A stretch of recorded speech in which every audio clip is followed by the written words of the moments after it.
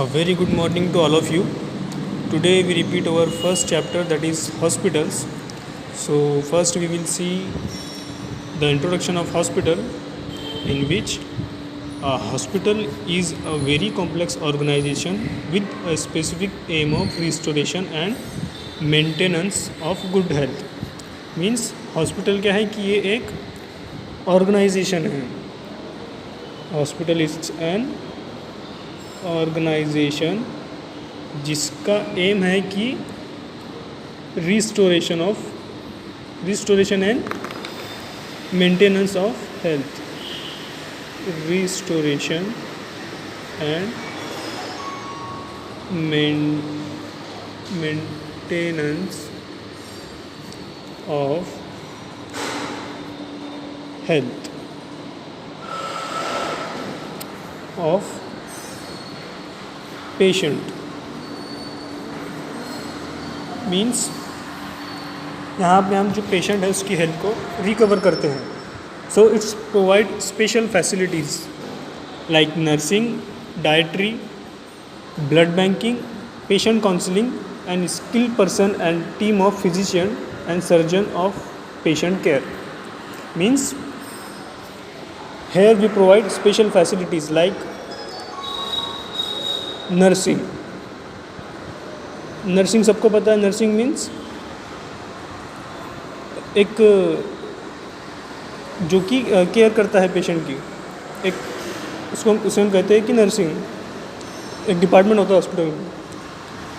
End dietary services means here we provide a dietary chart to the patient as per the basis of their need. Means एक pregnant women है तो हम उसको उसके हिसाब से dietary chart देते हैं, या फिर किसी एक ऐसा पेशेंट जिसकी हमें जो ओबेसिटी का पेशेंट है तो उसको डाइटरी चार्ट फॉलो करके उसकी वेट को कैसे कम करना है तो इस बेसिस पर हम उसको डाइट देते हैं. और दूसरी सर्विस है blood banking. Blood banking means अगर पेशेंट को नीड है ब्लड की तो वो यहाँ पर आकर ब्लड ले भी सकता है और दूसरों के लिए दे भी सकता है.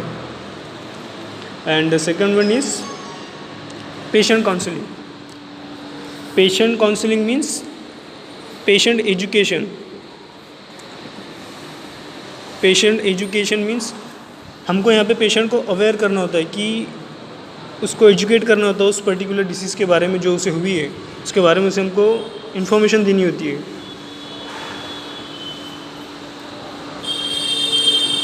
Then a hospital is defined as an institution that provides community health where we diagnose, therapy, rehabilitation, training and social services are provided. Means hospital एक institution है. क्या है? एक institution जो क्या करता है, सर्विस प्रोवाइड करता है, कम्युनिटी हेल्थ प्रोवाइड करता है. सबसे पहले कम्युनिटी हेल्थ.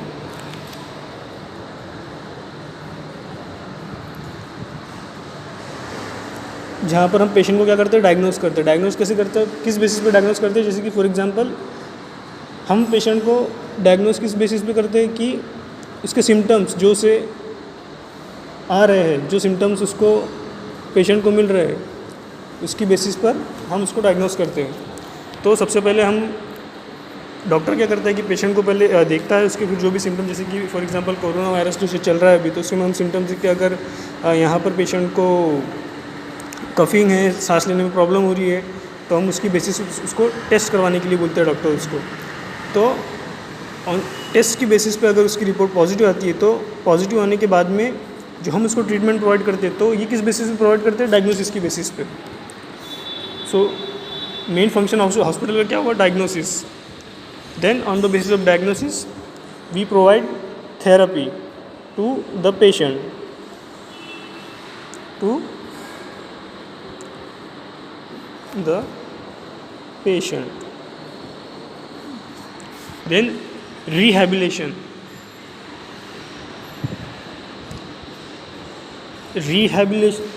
rehabilitation means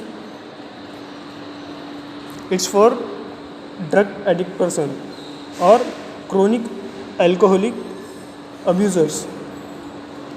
जो अल्कोहलिक पर्सन होता है, जिसको अल्कोहलिक या फिर ड्रग अब्यूज़ पर्सन होता है, ऐसे पर्सन को जो थेरेपी देकर या फिर योगा एक्सेट्रा करवा कर जो उनको उस लत से छुड़वाते हैं, हम उसको हम बोलते हैं रिहैबिलिटेशन सेंटर. तो ये सब जहाँ पर होता है इसको बोलते हैं हम rehabilitation centre. Then we will see the function of hospital. In the function of hospital, we will see the first, that is patient care. It includes services of diagnosis, prophylaxis and treatment of disease to the patient. म्हणजे काय असतो की पहिले आपण इथे पेशंटला diagnosis करतो. Diagnosis केल्यानंतर प्रोफिलॅक्सिस मीन्स प्रोफिलॅक्सिस म्हणजे इथे आपण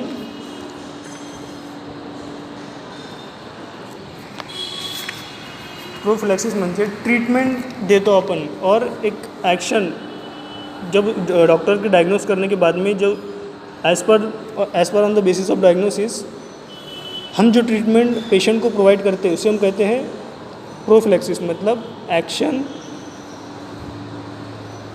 taken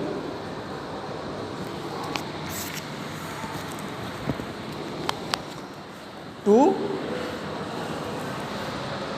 prevent a disease. So we call that prophylaxis. Then we provide treatment of disease to the patient, and also provide the inpatient services are equally important by providing hospital facility. Means inpatient services means अगर patient admit आहे hospital में तो जे काही services आपण त्याला provide करता तर त्याला आपण म्हणता inpatient services. Okay. And then immunisation program means ऐसा प्रोग्राम ज्याच्यामध्ये आपण रेजिस्ट्रेशन देतो की वॅक्सिनेशन प्रोग्राम राहतो. जसं की सगळ्याला माहिती की पोलिओची वॅक्सिन घेता आपण, ते कशासाठी घेतात, ते एक इम्युनायझेशन प्रोग्राम आहे की ते डिसीज पर्टिक्युलर त्याला तो पर्टिक्युलर व्यक्तीला होऊ नये म्हणून आपण पहिलीच त्याला वॅक्सिन देतो, ज्याच्यामुळे आपल्या बॉडीमध्ये त्या डिसीजची इम्युनिटी जी आहे ते स्ट्रॉंग होऊन जाते. त्याला आपण म्हणतो immunisation. That's means it's help to prevent a disease. A small unit is run as an OPD section where children are immunized by giving different vaccines like BCG vaccines, hepatitis, smallpox or polio. It's all are the examples of vaccines which are available in the market till now. And अजून कोणती वॅक्सिनवर आता सध्या काम सुरू आहे ते आहे की आपली कोरोनावरती. ओके, कोरोनाची वॅक्सिनवरती काम आता सुरू आहे.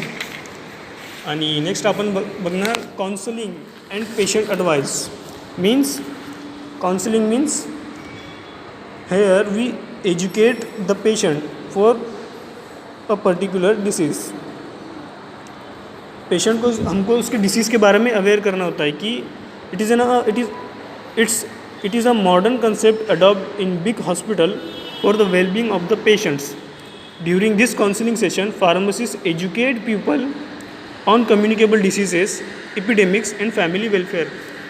इसकी सबसे बेस्ट एग्जांपल अभी कोरोना आहे की जिस लोगों को भी जिनको भी पता नहीं आहे, ज्या लोकांना माहिती नाही आहे की कोरोना कशामुळे होतो, त्याचं मेन कारण काय आहे, त्याला आता खूप लोकांना गैरसमज आहे. तर मग त्या डिसीज बाबतीत त्यांना प्रॉपर एज्युकेट करणं, त्याला असं म्हणतो आपण की पेशंट काउन्सिलिंग. आणि patient coordination means it's a next function of hospital, that is coordination. That is coordination म्हणजे काय, specially hospitals that are run under the control of government act as an interlink between the health policies and the general public. Means ये coordination होता है किसके beach में, government और patient के beach में, और पब्लिक के बीच में. जो एक जैसे कि फॉर एग्जांपल गवर्नमेंट हॉस्पिटल में स्कीम होती है, जैसे कि जो प्रेग्नेंट लेडीज़ होती है उनके लिए भी एक डिलीवरी के लिए स्कीम है, या फिर बाल कल्याण योजना ऐसे वगैरह जो भी स्कीम्स गवर्नमेंट अपॉइंट करती है, इस तरह की स्कीम को हम बोलते हैं coordination between public end government. The district hospital deal with urban and primary healthcare center for this particular type of services. And then rehabilitation center, as we discussed, rehabilitation center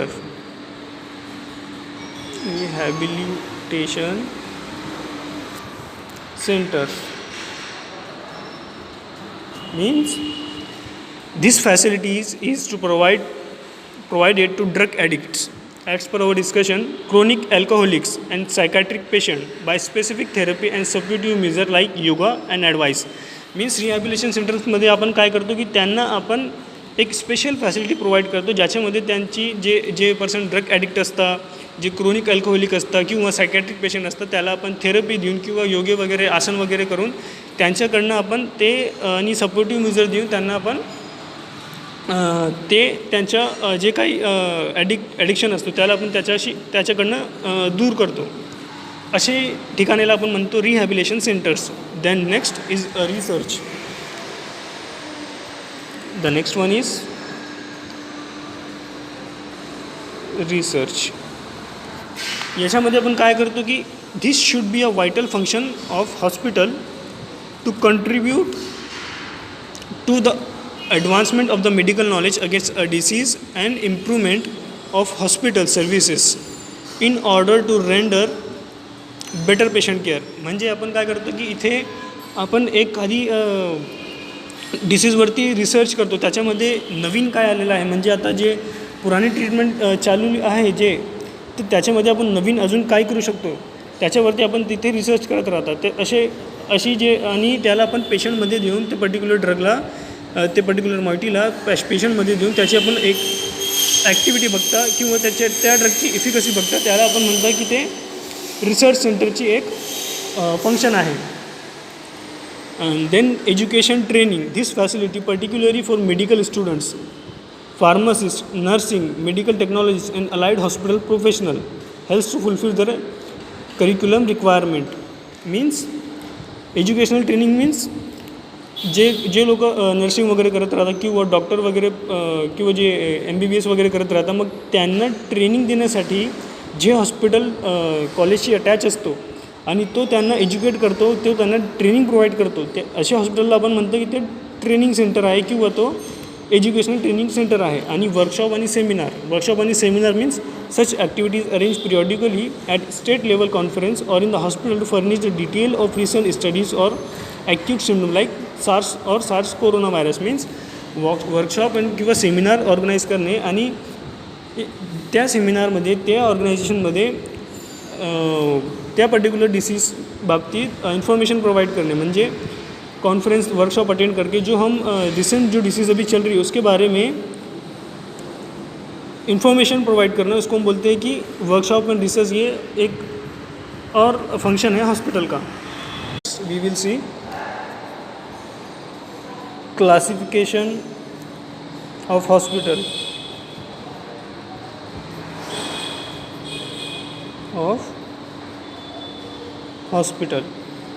So there are number of criteria by which the hospital could be classified.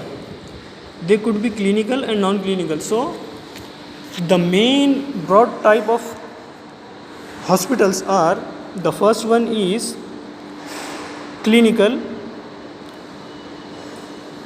and the second one is non-clinical.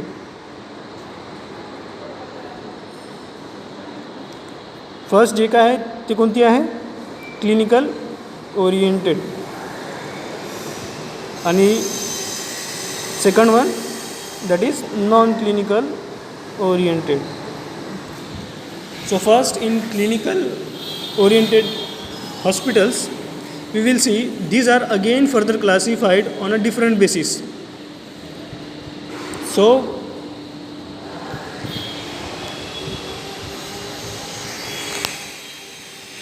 on the first one, on the basis of Z, that is AIIMS, New Delhi. and B, on the basis of type of medicine used to cure the disease. So मतलब ऐसे hospital जो type of medicine, जैसे आपको पता होगा कि allopathic medicine अलग होती है, आयुर्वेदिक मेडिसिन अलग होती है, सिद्धा यूनानी मेडिसिन अलग होती है, होम्योपैथिक मेडिसिन अलग होती है, फिजियोथेरेपी सेंटर्स जो कि मतलब जहाँ पर हम फिजियोथेरेपी प्रोवाइड करते हैं पेशेंट को, ऐसी थेरेपी जैसे काढ़ा वगैरह देना, ऐसी थेरेपी अलग होती है. So on the basis of this therapy, on the basis of these medicines, the hospital could be classified. The first one is allopathic hospital, the second one is Ayurvedic hospital, the third one is Siddha and Unani hospital, fourth one is homeopathic hospital, and fifth one is physiotherapy centers. And the next one is on the basis of anatomy and physiology. So on the basis of this, the first one is ENT hospital. ENT hospital means ear nose throat hospital. मतलब यहाँ पर ear related, nose related और throat related जितने भी disease है वो यहाँ पे treat होती है. जैसे कि अभी फ़िलहाल में कौन सी डिसीज़ चल रही है ज़्यादातर के, nose related, throat related, that is Covid.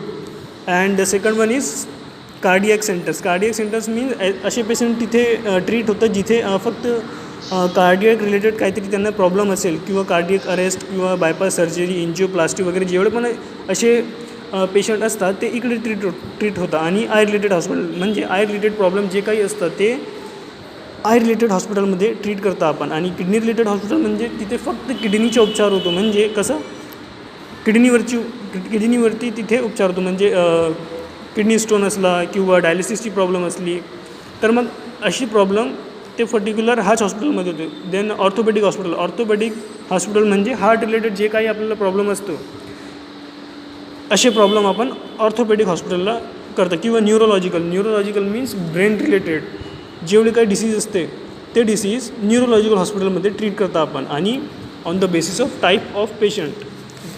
In that first one is general hospital. General hospital means इथे आपण कोणती पण डिसीज जसं की पर्टिक्युलर आपल्याला जसं जॉईंटिस झाला तर मग आपण तिकडे जाऊन ट्रीट करू शकतो. किंवा आपल्याला पीलिया झाला तर मग तिकडे जाऊन ट्रीट करू शकतो. किंवा आपल्याला टायफॉईड झाला तर मग आपण तिकडे जाऊन ट्रीट करू शकतो. किंवा सर्दी, खासी, बुखार, खोकला वगैरे काही पण आलं आपल्याला तर आपण त्या जनरल हॉस्पिटलमध्ये जाऊन तिथे ट्रीट करू शकतो. आणि the second one is gynaecology and maternity hospital. म्हणजे इथे आपण जे गायनेक पेशंट असतो, जी प्रेग्नेंट वुमन असते त्यांचे एक स्पेशल हॉस्पिटल असतो. तिथे फक्त तेच पेशंट ट्रीट केलेले जाते. आणि पेडियाट्रिक हॉस्पिटल मीन्स लहान मुलांच्या हॉस्पिटल इन सिम्पल भाषात.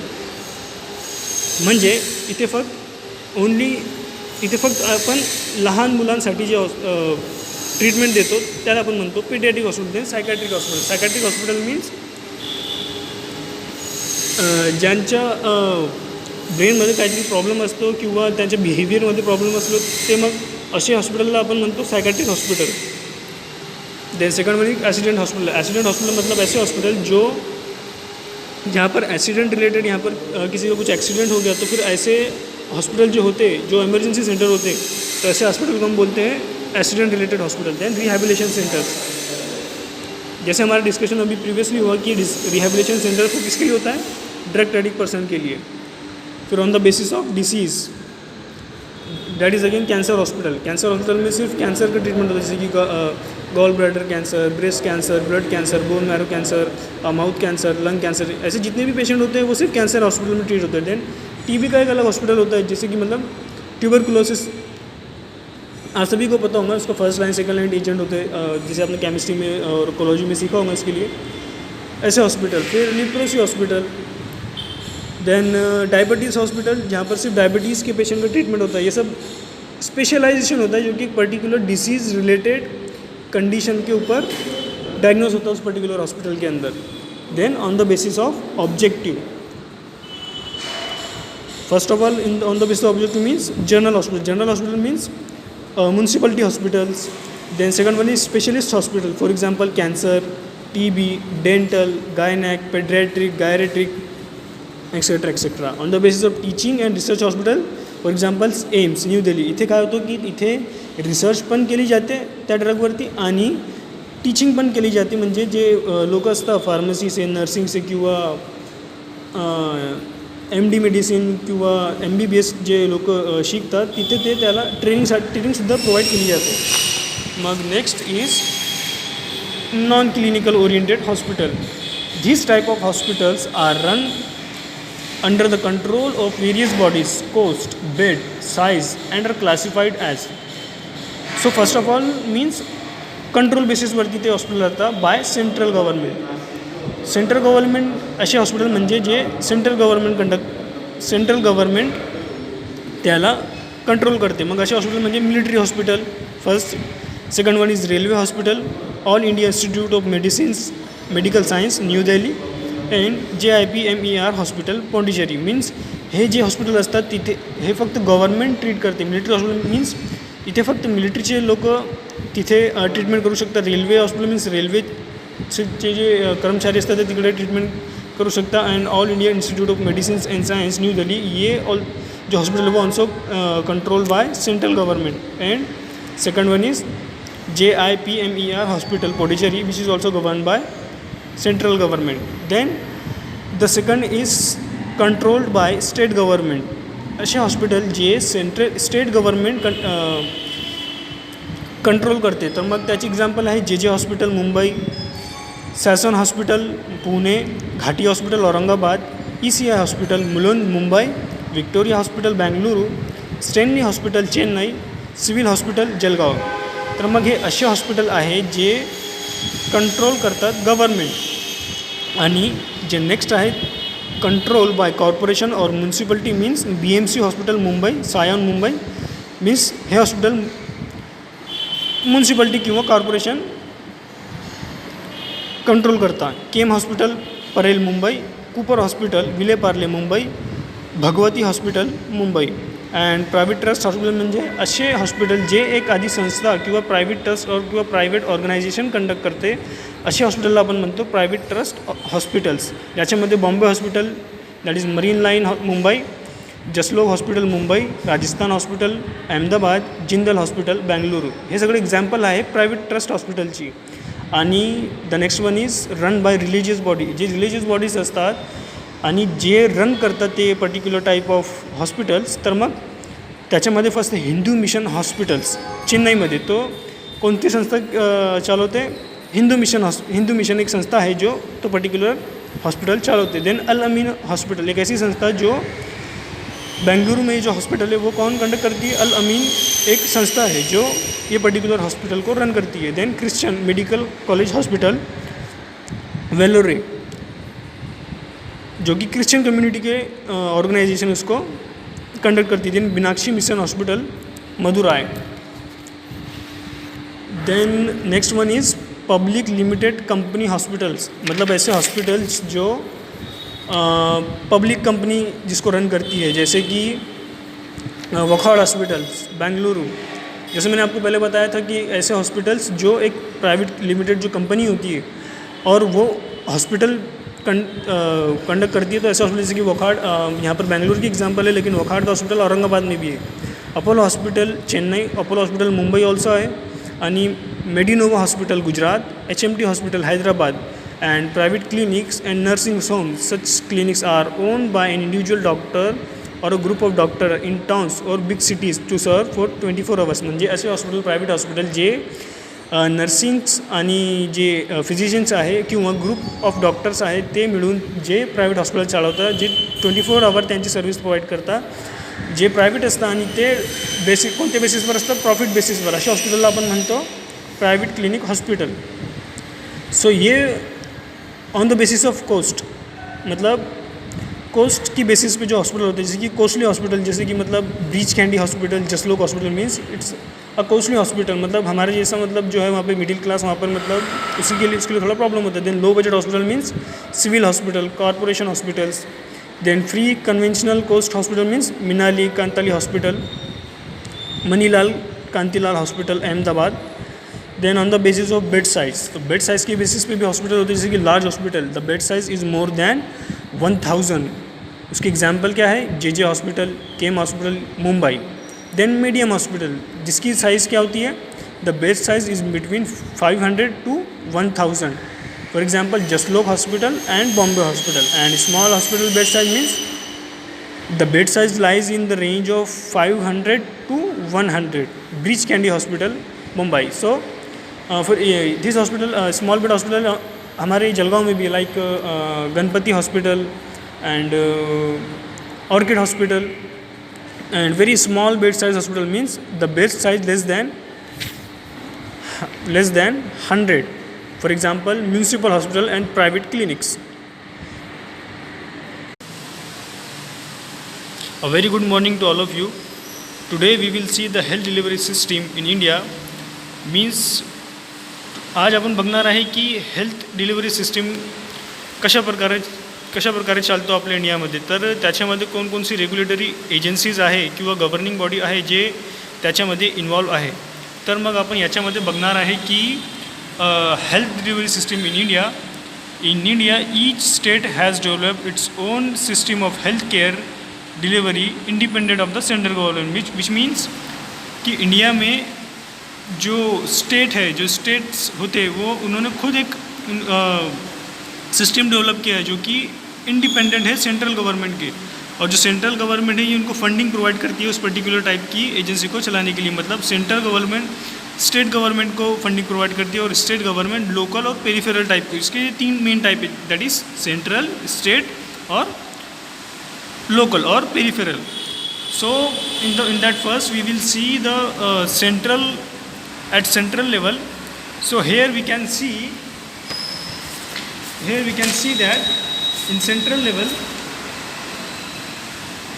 the officials organs of the health system at national level are the Ministry of Health and Family Welfare, the Directorate General of Health Services, the Central Council of Health and Family Welfare, which means these are the governing bodies which conduct all this type of health delivery which is going on in India, all the type of delivery system in India. So here we will see a flow chart in our book.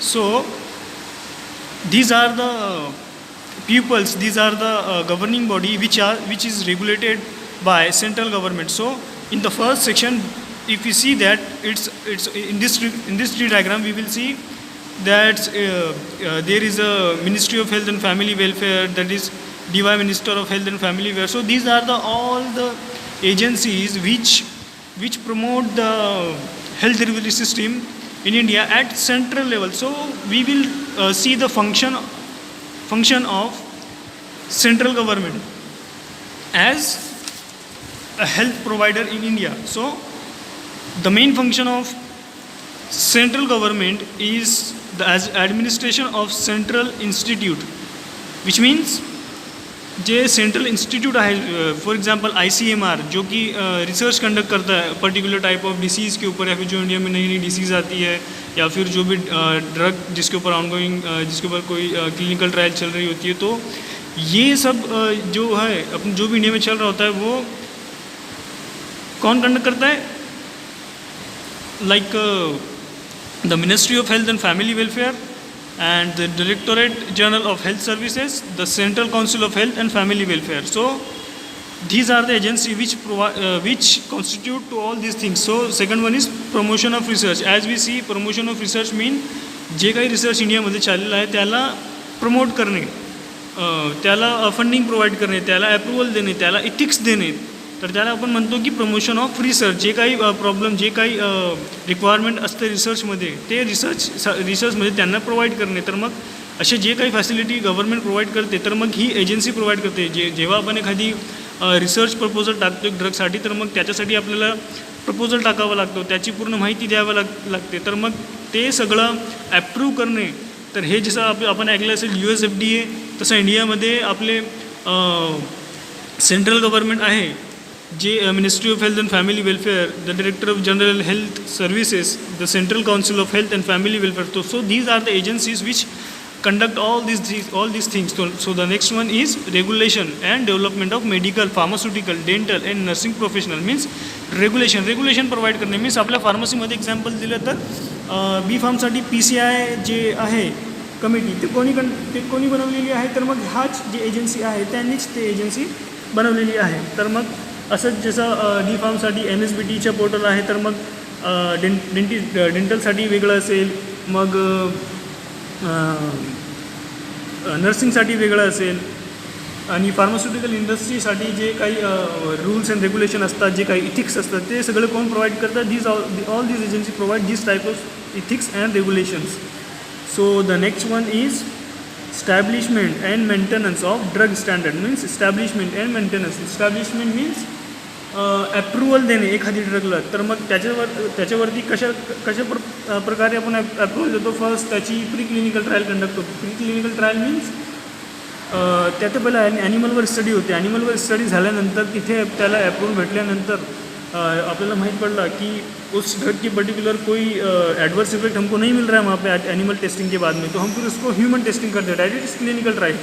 So clinical trial conduct करने के बाद में अगर उसको first phase में 10 to 25 people are participated in first phase. Then in second phase 25 to 300 people will be participated, and in third phase 300 to 1000 people will be participated. So on the basis of this, अगर हमको उस phase में कोई adverse effect नहीं मिलता है drug का, तो फिर हम उसको अप्रूवल के लिए इन सब एजेंसीज़ को फॉरवर्ड करते हैं. तो फिर उसके बाद में इस तरह की जो इस्टेब्लिशमेंट होती है ड्रग की, और फिर उसको इस्टेब्लिशमेंट होने के बाद में उसका मेंटेनेंस रखना मीन्स जब एक ड्रग मार्केट में आता है तो उसके मार्केट में आने के बाद में वो हर एक पेशेंट को दिया जाता है. जैसे कि फॉर एग्जांपल एल्डरली पीपल, जैसे कि people which having age like 60, 70 और infant, new born babies, pregnant women. इन क्लिनिकल ट्रायल में क्या होता है कि सिर्फ हेल्दी ह्यूमन पार्टिसिपेट करते हैं और उसमें कोई डिसीज़ कंडीशन वगैरह नहीं होती. लेकिन जब ड्रग मार्केट में आता है तो उसको हर तरह का पेशेंट लेता है. तो वहाँ पर हम उसको एडवर्स इफेक्ट को मॉनिटर करते हैं कि अगर इसको एक प्रेग्नेंट वुमेन ने ली तो उसको कोई साइड इफेक्ट है इस ड्रग को लेने के बाद में, तो ये सब एग्जामाइन करना. या फिर किसी एल्डर पीपल ने लिया तो उसको कोई प्रॉब्लम है इससे, या फिर डोज उसको मतलब अगर हाई डोज अगर चिल्ड्रन ने ले ली तो उसका क्या एडवर्स इफेक्ट होगा. तो ये सब चीज़ें मेंटेन करना. जैसे कि फॉर एग्जांपल बीच में आपने सुना होगा कि जो अपना रैनिटिडिन है या फिर जिंटैक है, तो उसको गवर्नमेंट ने बैन किया था. किस लिए? क्योंकि उसकी वजह से कैंसर हो रहा था. तो उसमें पोटेंशियल पाए गए थे, लीड पाया गया था कि जिसकी वजह से कैंसर हो रहा है. तो इसलिए ये जो सारी चीज़ें कंडक्ट करती है वो ये सब किसका काम है? ये सब इन ऑफिशियल्स और रेगुलेटरी एजेंसी का काम है जो ये सब चीज़ें कंडक्ट करती है. सो इसकी बेसिस पे वो जो ड्रग मार्केट में आया है उसको विड्रॉ भी कर सकती है, उसको सस्पेंड भी कर सकती है, उसका मैन्युफैक्चरिंग या फिर जो कुछ भी. तो establishment end maintain of the drug standard, उसका स्टैंडर्ड मेंटेन रखना कि उसकी जो फिजिकल प्रॉपर्टी है तो उसकी बेसिस पे उसका स्टैंडर्ड मेंटेन रखना कि उसका कौन सा डोसेज फॉर्म में उसको देना है, उसका बायोअवेलेबिलिटी क्या है, उसका सी मैक्स क्या है, उसका टी मैक्स क्या है, etcetera etcetera. So prevention of communicable diseases. Next one is prevention of communicable diseases means what? A disease which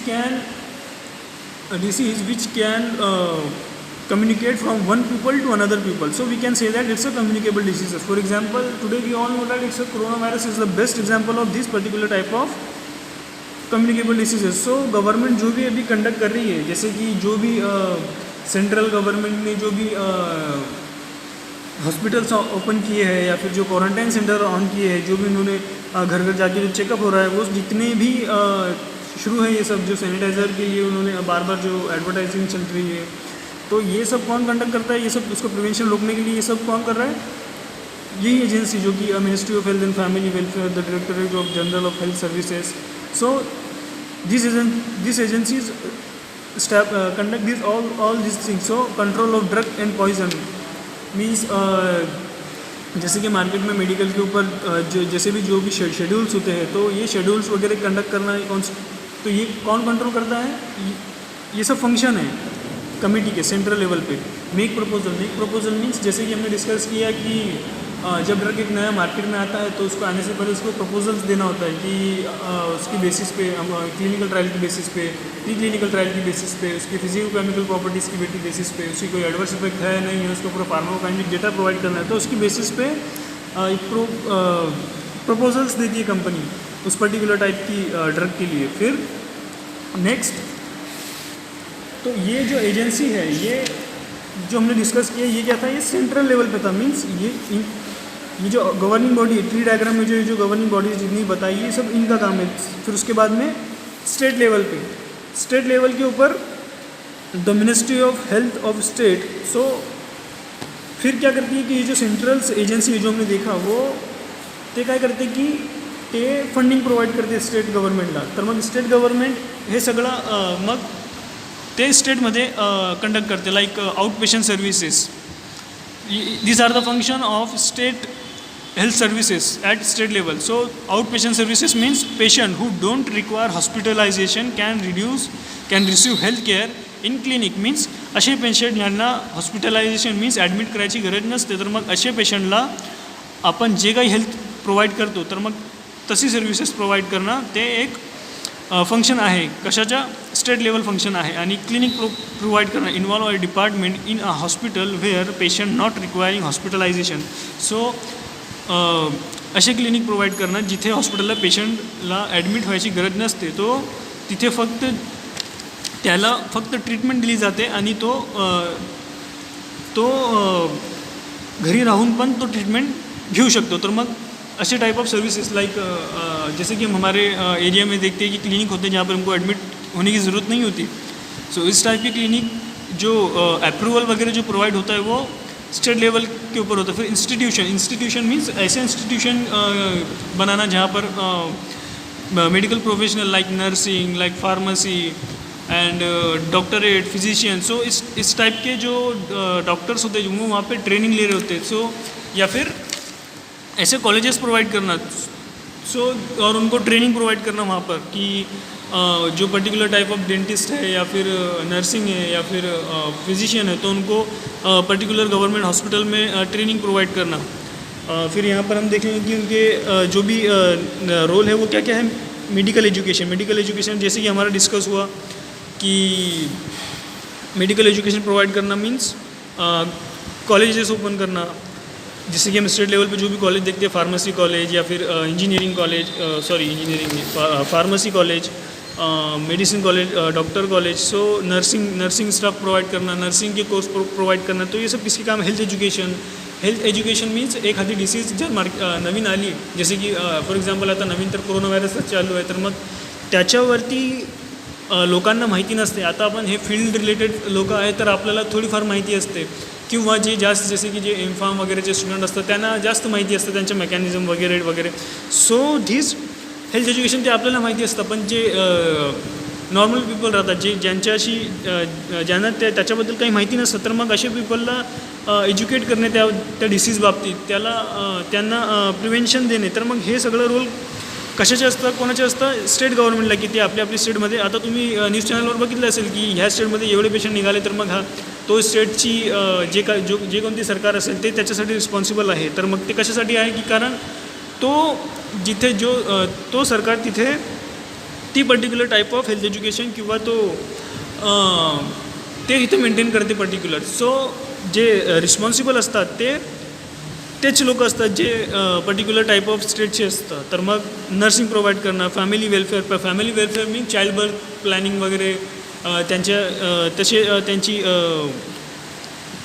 regulation असतं. आणि ते न्यूट्रिशन प्रोव्हाइड करणं. मग न्यूट्रिशन प्रोव्हाइड करणं मीन्स असे फूड प्रोव्हाइड करणं जे न्यूट्रिएंट आहे, जसे की विटॅमिन B12 आणि वगैरे. तर मग असे जसे की न्यूट्रास्युटिकल्स ज्याच्यामध्ये ते सप्लिमेंट असतं, तर मग असे सप्लिमेंटची प्रोव्हाइड करणं. Then PHC health, school health म्हणजे जे स्कूलमध्ये जे काही तुम्ही बघितलं असेल, स्कूलमध्ये आपल्याला लहान जेव्हा होते आपण तेव्हा आपल्याला स्कूलकडनं बनानास भेटायचे, एग भेटायचे. तर मग तसे टाईपचे जे सर्व्हिसेस असतात, बुक्स भेटायचे, तर मग ते तसेच टाईपचे जे सर्व्हिसेस असतात ते स्टेट लेवलचे फंक्शन असतात.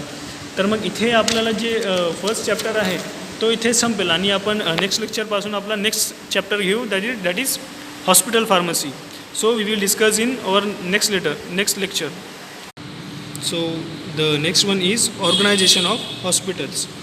So first of all, as we know, hospitals are complex institutions dealing with not only patient care but also involving research and development and professional education. मतलब हॉस्पिटल क्या है कि ये एक इंस्टीट्यूट है जो कि सिर्फ पेशेंट केयर ही नहीं बल्कि ऑल्सो रिसर्च मतलब R&D की एक्टिविटी और प्रोफेशनल एजुकेशन में भी इन्वॉल्व होता है।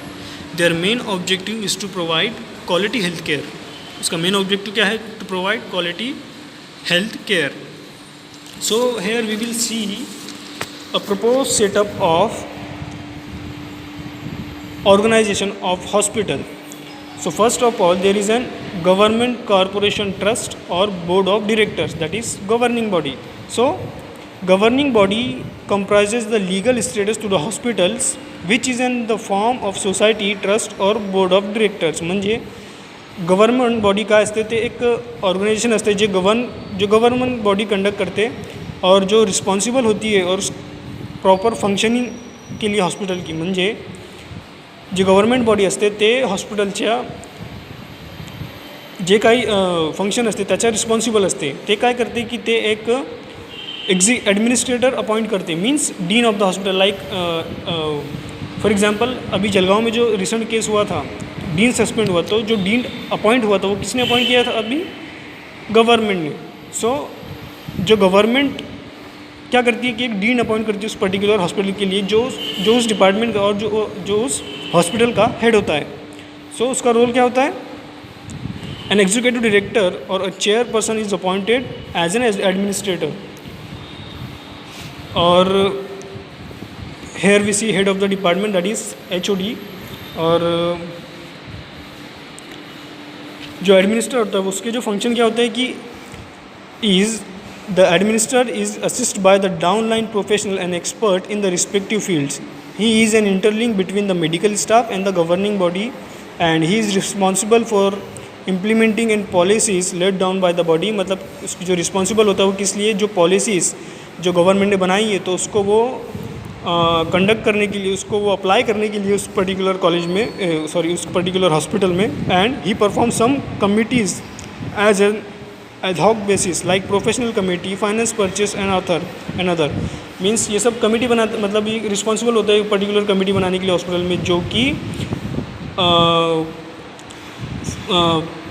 प्रोफेशनल कमेटी होती है, फाइनेंस कमेटी होती है जो परचेस करती है. जैसे कि हम हॉस्पिटल में देखते हैं जो अलग अलग कमेटीज़ होती हैं उनके हॉस्पिटल के अंदर, परचेस कमेटी अलग होती है, बिलिंग कमेटी अलग होती है, etcetera etcetera. Then the next one is the administrator looks after the availability of medical staff to ensure proper medical care to patients. Means proper staff को maintain करना, जैसे कि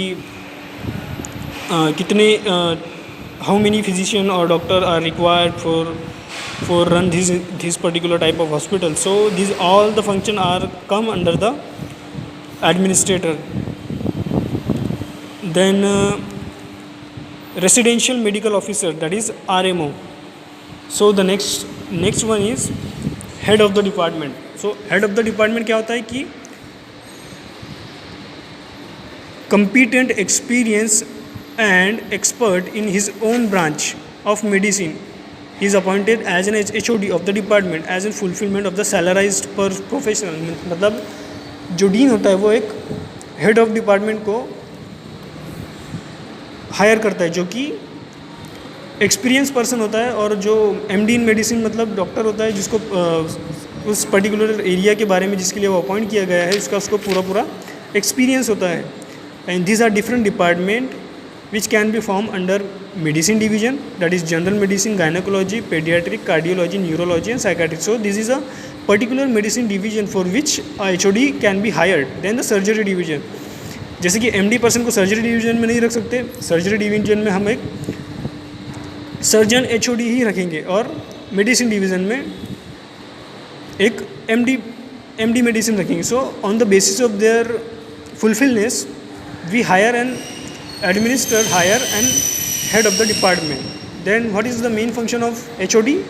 ही is overall responsible for the activities ongoing on his department. म्हणजे तो responsible असतो जे काही त्याच्या डिपार्टमेंटमध्ये चाललेलं आहे त्याच्या तो रिस्पॉन्सिबल असतो, जे काही त्या डिपार्टमेंटमध्ये पर्टिक्युलर डिपार्टमेंटमध्ये जे काही फंक्शन चालू आहे त्याच्याशी. आणि he fulfils the requirement on in his department and look after the quality of services being provided to the patient by his division. Means जे काही रिक्वायरमेंट असते डिपार्टमेंटची, की एखादी रिक्वायरमेंट असली तर मग तो रिस्पॉन्सिबल असतो त्या पर्टिक्युलर डिपार्टमेंटमध्ये तो फुलफिल कशासाठी मीन्स जर एक MD डॉक्टर आहे आणि तिथे गायनेकची मेडिसिन हवं आहे तर तो रिस्पॉन्सिबल आहे की तो रिक्वायरमेंटला फुलफिल करेल. किंवा एखादी सर्जरी आहे त्यांनी सर्जरीसाठी काहीतरी रिक्वायरमेंट आहे, सपोज एनेस्थेशिया प्रोव्हाइड करायची असेल सर्जरीच्या पहिले, तर तो त्या सगळी रिक्वायरमेंटला फुलफिल करण्यासाठी तो रिस्पॉन्सिबल असतो. Then clinical services. Clinical services are the number of department of clinical services of the hospitals depends upon the specialized medical staff. Generally, the services offered by the hospital could be summarized as medicines, surgery, pathology, radiology, including supportive services like dietarian, housekeeping and linen. Means हे particular department असतं, म्हणजे मेडिसिनचं department असतो तिथे फक्त medicine मिळेल आपल्याला. Then second one is surgery department. Means वहाँ पर सिर्फ पेशेंट की सर्जरी होंगी, जो मतलब सर्जरी रिलेटेड जितनी भी प्रोसीजर होंगी वो सिर्फ इस डिपार्टमेंट में कंडक्ट होंगी. Then the pathology department means इस department we can test the और ब्लड सैम्पल्स और urine sample can be tested here. Then the radiology department, like if doctor said that you have to check your X-ray, and also these things will be happen in radiology department.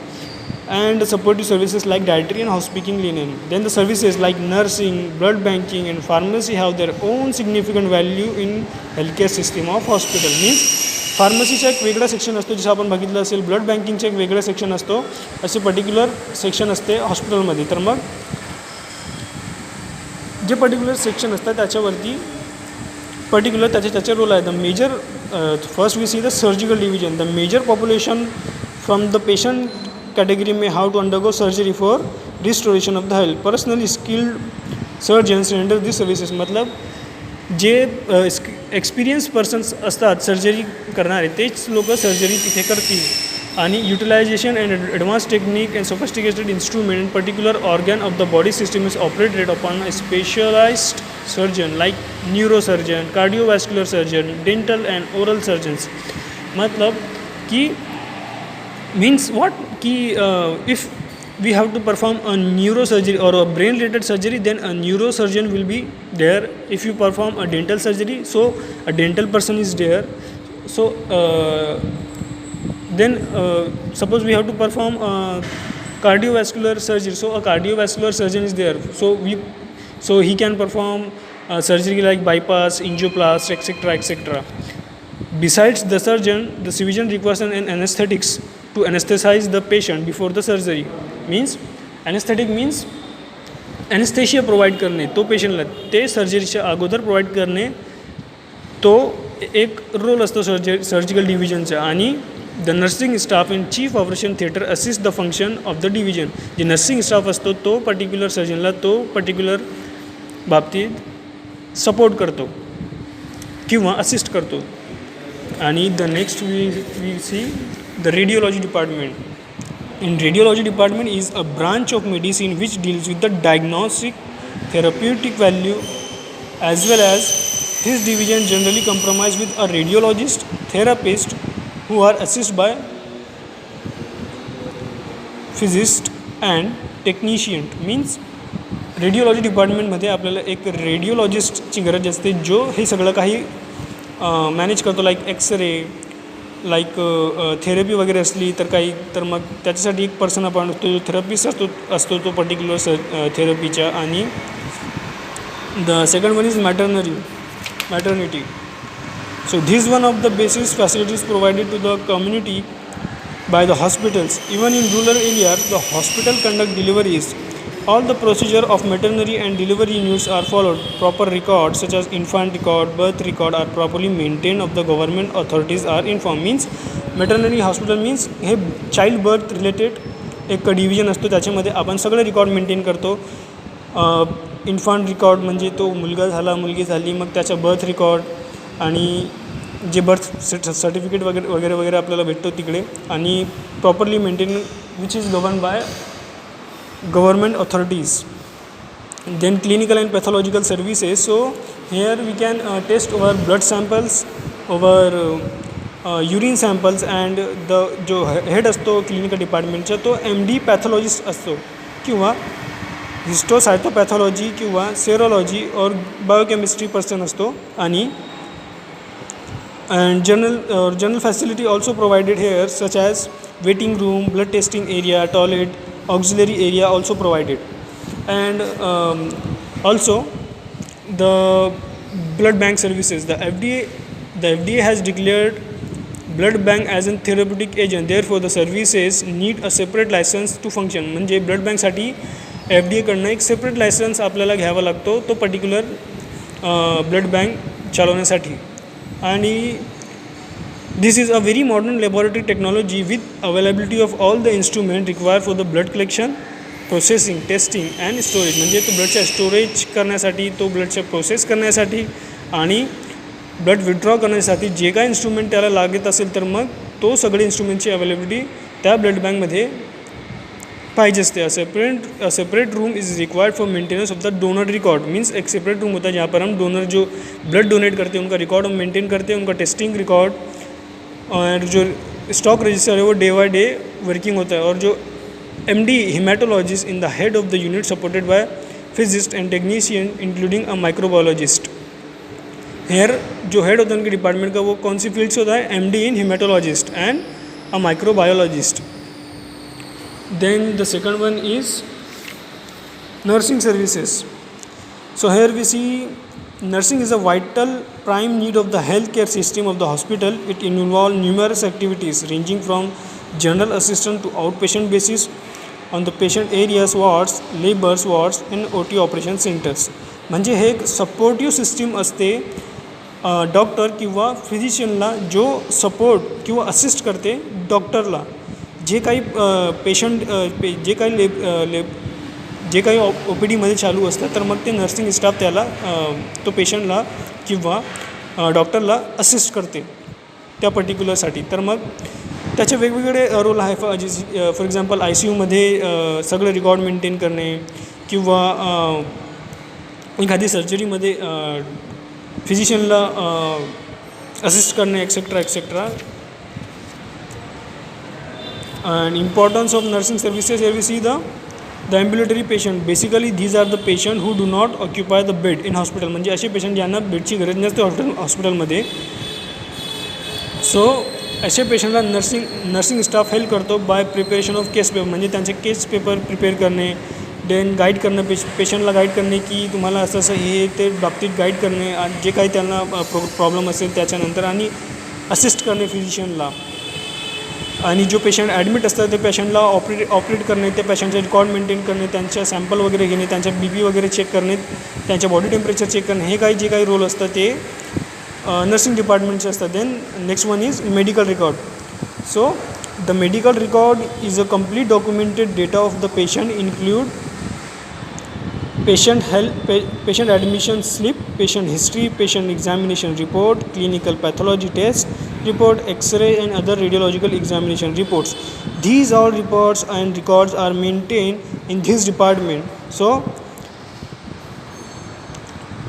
It could be used for research for as a case study. म्हणजे जे काही आपण हे record करतो मग ते कशासाठी record करतो की हे जे सगळा डेटा असतो तो आपण रिसर्चसाठी यूज करू शकतो किंवा it is an important role for legal purpose. तो लीगल पर्पजसाठी त्याला आपण स्टोअर करून ठेवतो आणि is give a complete medical history of the patient. म्हणजे आपण हे रेकॉर्ड मेंटेन ठेवलं तर आपण ते आपल्याला ते पर्टिक्युलर पेशंटची कम्प्लीट हिस्ट्री माहीत पडून जाते की तो पेशंटला काय झालेलं होतं, काय नाही झालेलं होतं, त्याचे कोणतं उपचार सुरू आहे, तो कोणती मेडिसिन घेतो etcetera etcetera. It help to evaluation of adverse drug reaction provided by idiosyncrasy. Then additional services like housekeeping, like dry cleaning of floor etc. and mopping with a suitable antiseptic solution, preparation of the bed by changing bed sheet, blankets.